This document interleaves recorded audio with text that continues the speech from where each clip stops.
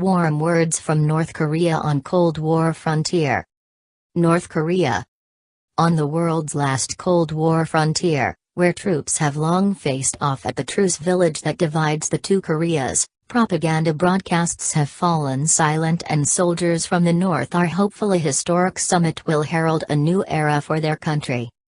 The blue huts of Panmunjom are emblematic of the truce that stopped the fighting in the Korean War, and a favored destination for visiting U.S. leaders looking to demonstrate their resolve to face down the North.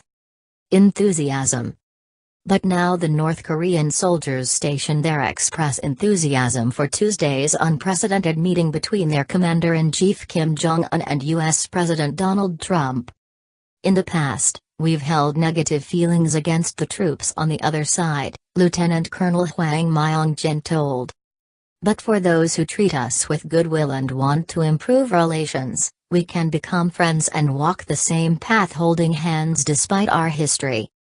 Hwang said he had a positive stance towards the talks in Singapore, where Kim clasped hands with Trump in a momentous encounter. Our republic has been squeezed in between the great powers in the past. But today, we are showing our dignity as an independent nation in front of the whole world. Reunification. He keenly pointed out the pine tree planted by his leader and the South's President Moon Jae-in during their first summit in April, when the pair swapped briefing papers for shovels to toss soil, from mountains in both countries, over its roots in one of several memorable moments. At first I was very nervous about the summit, he said. Our supreme leader was crossing over to the dangerous south side. But when Kim held hands with Moon to lead him to the northern side and back again, he added, I thought the day of reunification was coming near. But such sentiments are a recent phenomenon. Korean War. North Korea proclaims itself to have won the 1950-53 conflict, which it calls the Great Fatherland Liberation War. A large stone plaque on its side of the DMZ commemorates a 2012 visit by Kim, who gave us a valuable lesson that this is a historic place where the U.S. invaders kneeled before our people to sign their surrender. Our future generations will live in a reunified motherland, it cites him as declaring. The North constantly reiterates the importance of reuniting the peninsula, divided by the US and Soviet Union in the closing days of the Second World War, and its 1950 invasion was an attempt to do so by force. Rich South.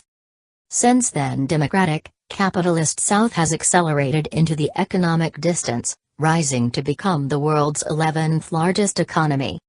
In contrast, the North was hammered by the collapse of the Soviet Union and has been subjected to multiple UN Security Council sanctions over its weapons ambitions. On a previous visit to the DMZ, AFP's then escort said that the true nature of the US was that it gets in the way of peace.